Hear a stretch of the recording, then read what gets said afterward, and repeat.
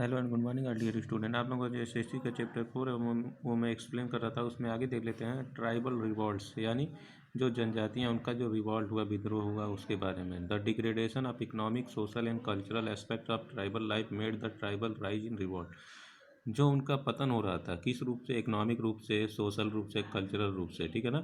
और जीवन जीने की जो उनकी ज़रूरत थी, उसके हिसाब से जब उनका क्या होने लगा, पतन होने लगा, तब उन्होंने क्या किया? ट्राइबल्स ने रिवोल्ट यानी विद्रोह कर दिया। There occurred many major and minor revolts in different parts of the country. इन्होंने बहुत सारे छोटे बड़े रिवॉल्ट्स किए अलग अलग देश के अलग अलग जगहों पे, ठीक है। The massive tribal revolt were by the Santhals in Bengal and Bihar. जो मैसिव ट्राइबल थे, यानी जिनकी आबादी ज़्यादा थी, उन्होंने कहाँ पे किया? जो संथाल हैं, ठीक है ना, वो उनकी आबादी क्या है? सबसे ज़्यादा थी जनजातियों में, ट्राइबल्स। उन्होंने बंगाल और बिहार में क्या किया? रिवॉल्ट किया। फिर कोलीज जो थे उन्होंने महाराष्ट्र में किया। खासी जो थे उन्होंने मेघालय में किया। भील्स जो थे उन्होंने महाराष्ट्र और मध्य प्रदेश में किया। मुंडा जो थे वो बिहार में। और गोंड और खोंड ये कहाँ पे? इन्होंने उड़ीसा में रिवॉल्ट किया। उसके बाद मर्स ने राजस्थान में। ऐसे ही बहुत सारी और भी जो भी जनजातियाँ थीं, उन्होंने क्या किया? रिवॉल्ट करना स्टार्ट किया। Causes of tribal revolt. अब उनकी जो रिवॉल्ट करने का जो कारण था वो क्या था? We have discussed above the important causes of tribal revolt. हम आगे डिस्कस करेंगे कि उनका जो काज था वो कैसा, कौन कौन सी, जो उसका हेडिंग के हिसाब से। सबसे पहले एक्सप्लॉयटेशन, यानी ट्राइबल्स का जो शोषण हो रहा था, किसके द्वारा? द ब्रिटिश के द्वारा, ठीक है ना। British exploited the tribals by dispossessing them of their land and means of livelihood. उन्होंने क्या किया? उनका जो लिवलीहुड यानी जो जीवन यापन कर रहने की जो जगह थी, उसको उन्होंने क्या किया? उनसे छीन लिया, ठीक है ना। Also they compelled them to grow cash crops which wreaked havoc with the fertility of land. और क्या करते थे? दूसरा जो एक्सप्लॉयटेशन सोर्सर था वो क्या था? वो ज़बरदस्ती इनसे कैश क्रॉप्स बोवाते थे कि आप कैश क्रॉप्स ग्रो करो, जिससे क्या हो गया? और कैश क्रॉप्स बोने से उनके जो फर्टिलिटी होती थी लैंड की, वो क्या होती थी? कम कम होती थी, ठीक है ना। इसकी वजह से वो बोना नहीं चाहते थे, लेकिन जो ब्रिटिश थे वो उन पर क्या करते थे? फोर्सली उनसे कैश क्रॉप ग्रो कराते थे। इन मोस्ट केसेज, ज़्यादा केसों में, the tribals they are not allowed to use the forest resources and mines for their own purposes and the outsider were given this right. और ज़्यादा करके कारण जो था, मोस्ट, वो क्या था? इनका जो फॉरेस्ट रिसोर्स था, जो ट्राइबल जो थे फॉरेस्ट में रहते थे, और उनका जो सारा रिसोर्स संसाधन होता था वो फॉरेस्ट से ही आता था, और जो माइंस होते थे। लेकिन इनका क्या किया उन्होंने? अंग्रेजों ने इस पर रोक लगा दी कि ये अपने पर्पज़ के लिए उसका यूज नहीं करेंगे। और दूसरी चीज़ क्या किया उन्होंने? जो आउटसाइडर थे यानी बाहरी जो थे, उनको क्या किया? राइट दे दिया कि आप जो फॉरेस्ट रिसोर्स हैं और जो माइंस हैं उनका यूज आप करिए।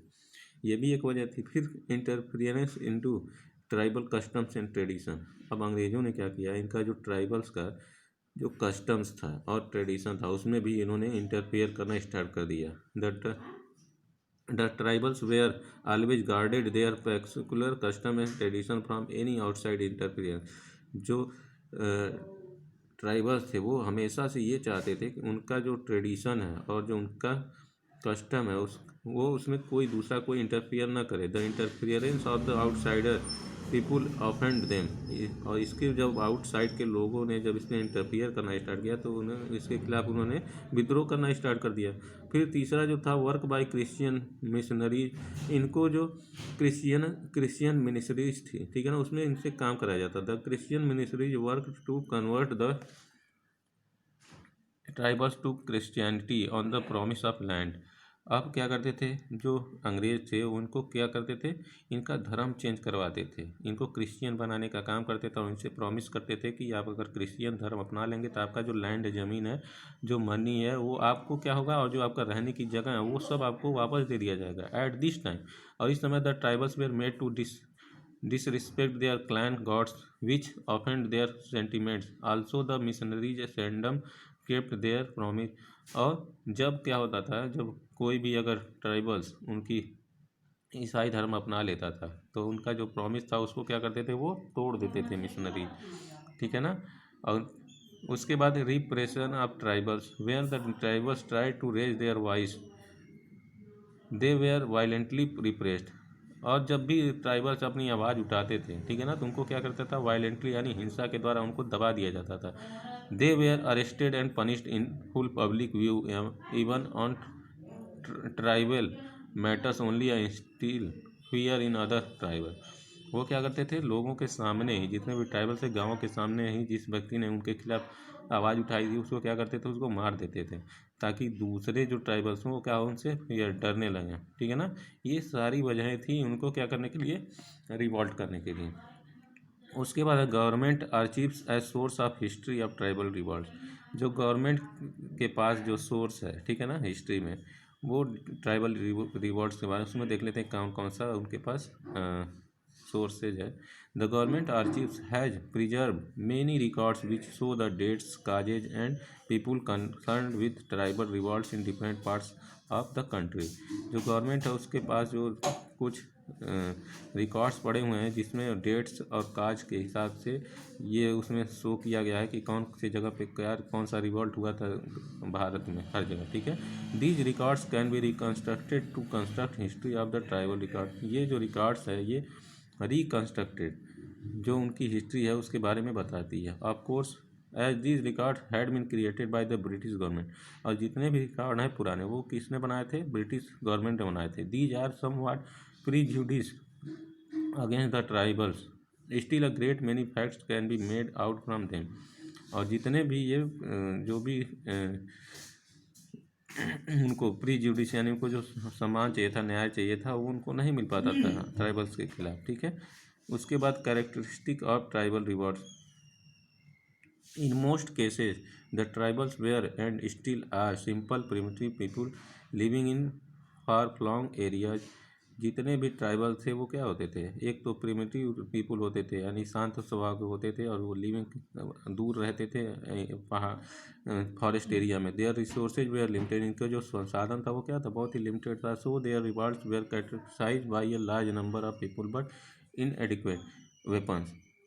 लेकिन ये होता था कि जब सब लोग क्या थे, दूर दूर ट्राइबल्स होते बसते थे, रहते थे, ठीक है ना, इसलिए एक जगह पे ज़्यादा लोग इकट्ठे हो नहीं पाते थे, जुट नहीं पाते थे। इसकी वजह से इनका जो भी रिवॉल्ट होता था वो कमज़ोर पड़ जाता था, और ये वेपन्स का यूज भी नहीं करते थे। इन मोस्ट केसेज, ज़्यादा केसों में द ट्राइबल्स वेयर अनआर्म्ड यानी खाली हाथ होते थे। At the most arm with sticks, और इनका अगर कोई हथियार होता था वो इनके हाथ में स्टिक्स होता था, बोझ एरो होते थे, लैंसेज होते थे, बस इसके अलावा कुछ नहीं होता था। Which could stand now here in comparison to the fire power of the British force. और जो ब्रिटिश फोर्स थे उनके पास क्या था, बंदूकें होती थी, फायर पावर होता था, इससे वो क्या करते थे, उनको दबा देते थे। इस time the tribals rose in revolt, they were violently suppressed resulting in a large number of casualties on the tribal. जब ट्राइबल जो थे अगर वायलेंटली करते थे, दबाव बनाते थे, तो उनके ऊपर बहुत ज़्यादा उनके कैजुअलिटी हो जाती थी, बहुत सारे लोगों को, ट्राइबल्स को मार दिया जाता था, ठीक है। अब आगे देख लेते हैं। इस वीडियो में बस इतना ही, आप लोग इस चैप्टर को रीड करते रहिए। Thank you.